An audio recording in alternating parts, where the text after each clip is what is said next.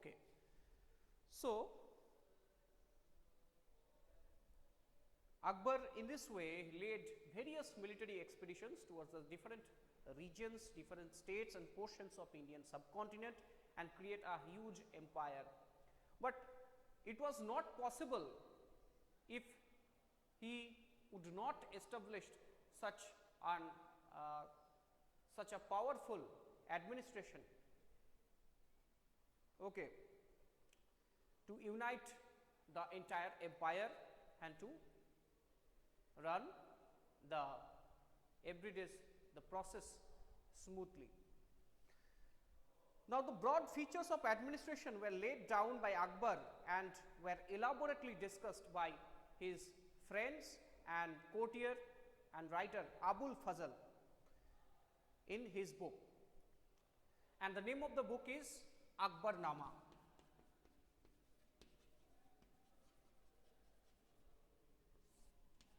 Written by Abul Fazl. So, in this book, Abul Fazl explained in detail about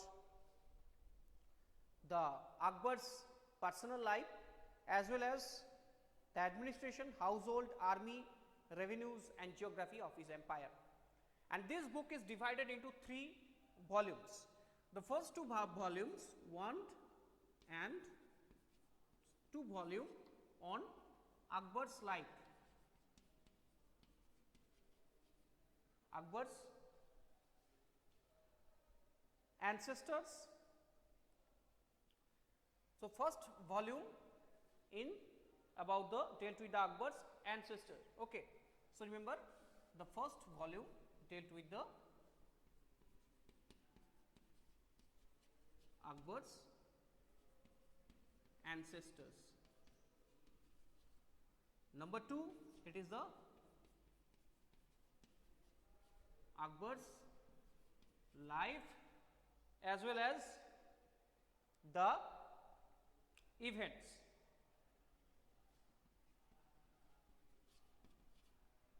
And number 3, it is described about the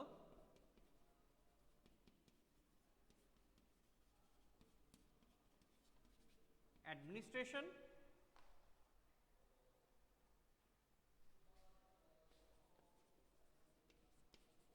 household, army, revenue, etc. Okay. So, remember the 3 major volumes of Akbarnama and what are the contents. What were the contents? Now, it also provides rich detail about the traditions and culture of the people living in India at that time. So, the most interesting aspects about the Aini Akbari is its rich statistical details about the things as diverse as crops, yields, prices, revenues, wages, etc. So, a elaborate data was described by Abul Fazl in the 3rd volume and the other 2 volumes also. So, Abul Fazl explained about the empire and the administration of the empire, that the empire was divided among some subas. Suba means provinces, okay. And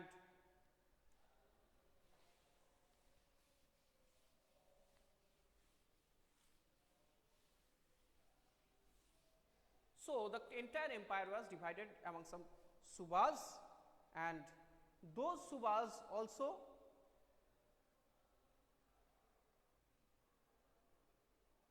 divided into some sarkars, okay.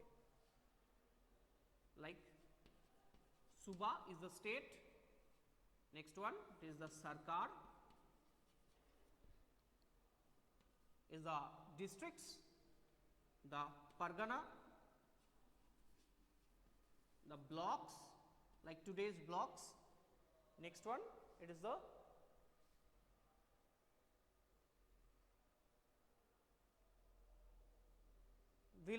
village. Okay.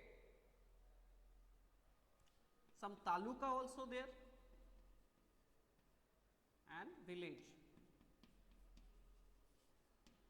So, in this way the entire administration also divided, like and today's panchayat and villages, okay, taluk and villages. So, in this way the Mughal administration, provincial administration was divided, and to run this huge administration they also need some efficient officers and different administrative departments. Okay. So, under Suba, who ruled the Suba is called Subadar. Subadar is the chief on the Suba, head of the province, like today's chief minister. Under Subadar there are different officers who served under him and supported also, such as the chief financial officer Diwan,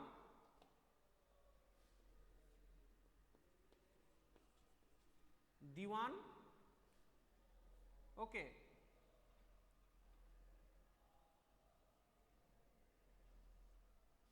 Next one is the head of the revenue department. Next one is the Qazi, the head of the judicial department. Next one, the Bakshi,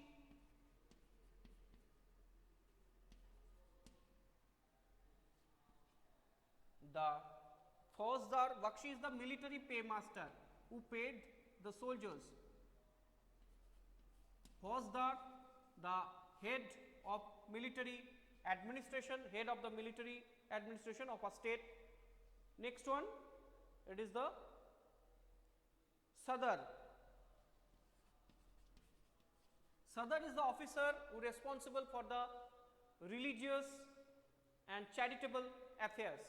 Okay, religious and charitable affairs maintained by Sadar. And another officer that was present in the town, it is the police commander, okay, like police commissioner, they are called Kotwal. And you have seen there are different places named Kotwali. So, what is the Kotwali means? Kotwali means police station, okay, district police headquarters at that time in Mughal period. These are called Kotwali, and Kotwal is the head of the police on a town. Like in Calcutta, there is a Calcutta police commissioner. So, at that time also in different cities and towns the Kotwal was there. So, this is the provincial administration. So, similar way in the topmost areas also different posts also present, okay, in empire.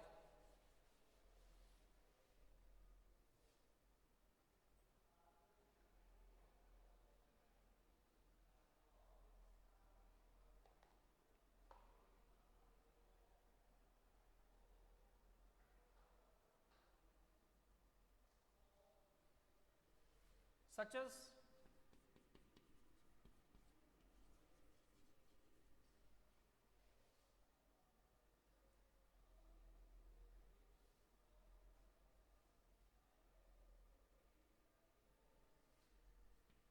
the Sadar, us Sudur, okay.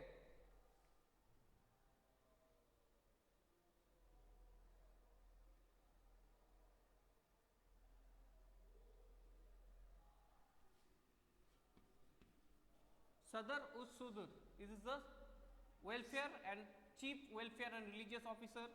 Wazir is the prime minister, okay. Diwan-e-Ala is the chief revenue officer or chief revenue minister. Next one, the Bakshi,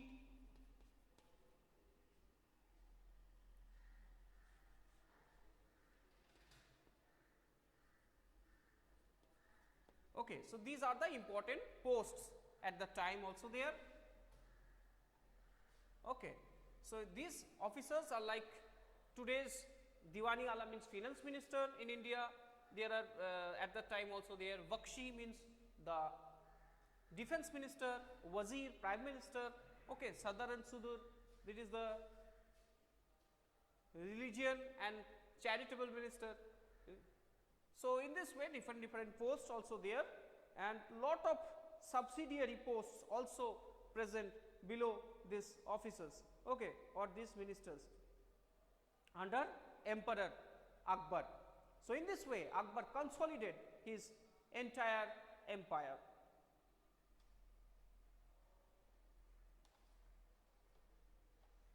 Now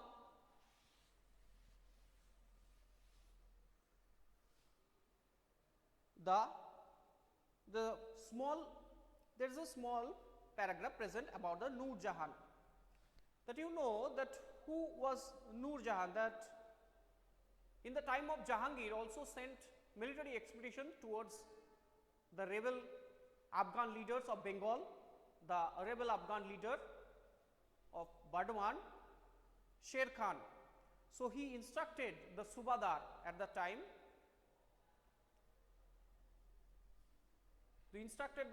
of Bengal to suppress the rebellion of Sher Khan, and they fought each other, but it was said they both died in a battle, and after the battle the territory came under the direct control of the Mughal rule, and the wife of Sher Khan, Meherun-Nisa, was sent to Delhi, and later Meherun-Nisa was married to Jahangir and named Noor Jahan, means the light of the world,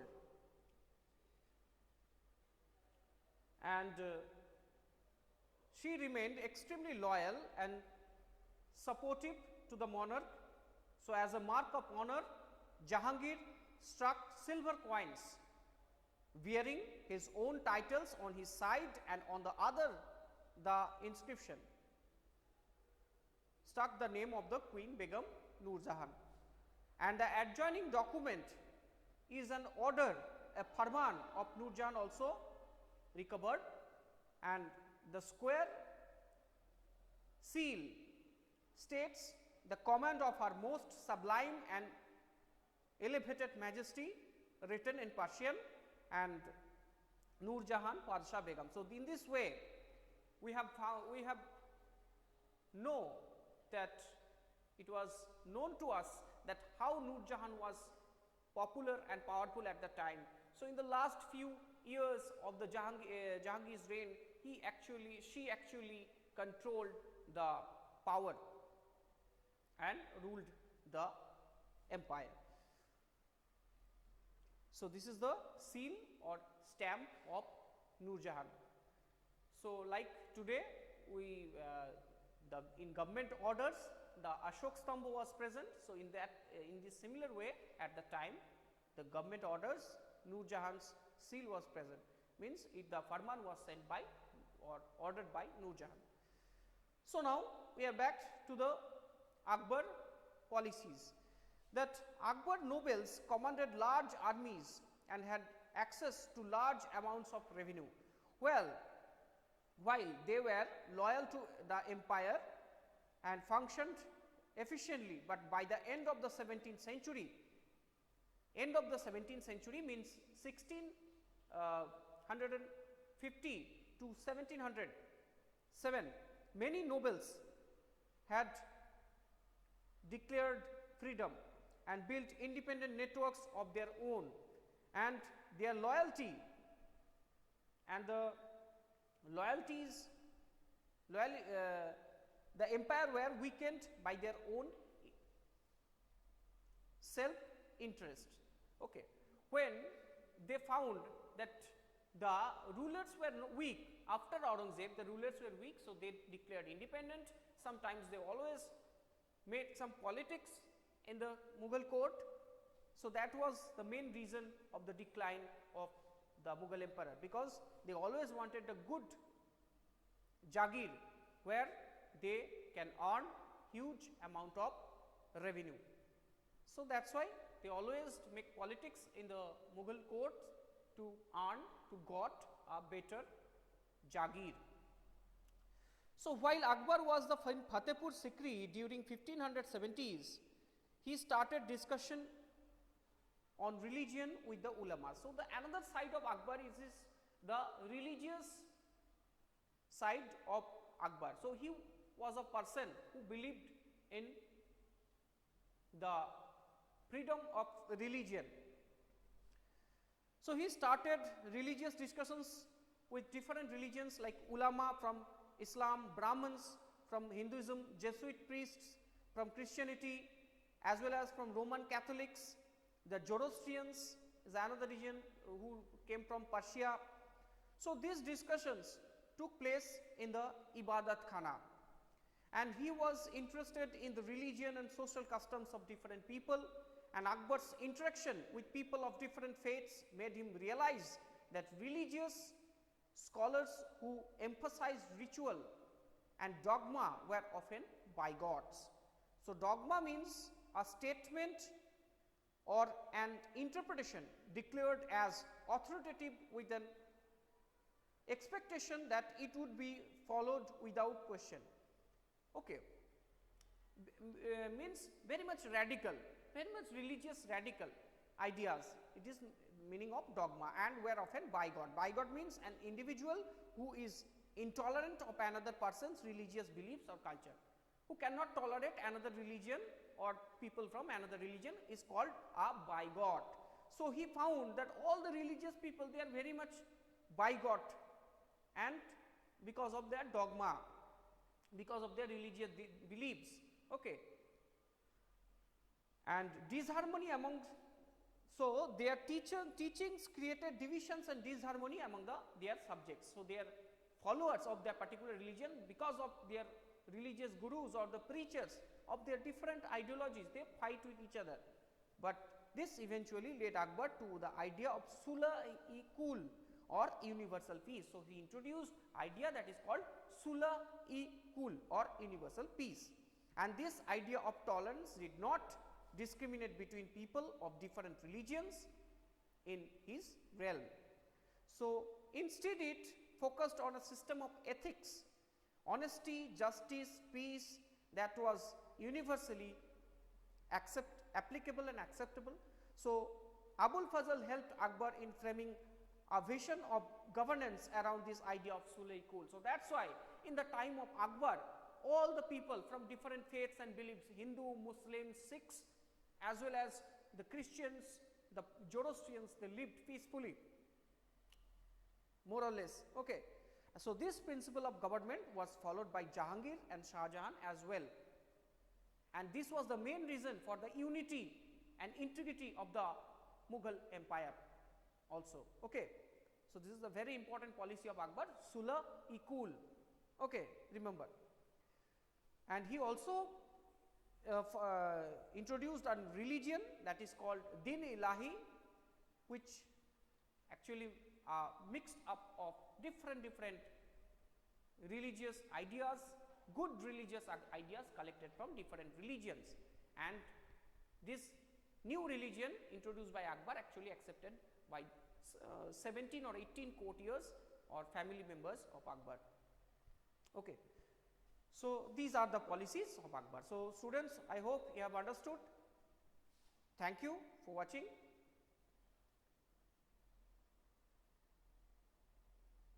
I am signing off.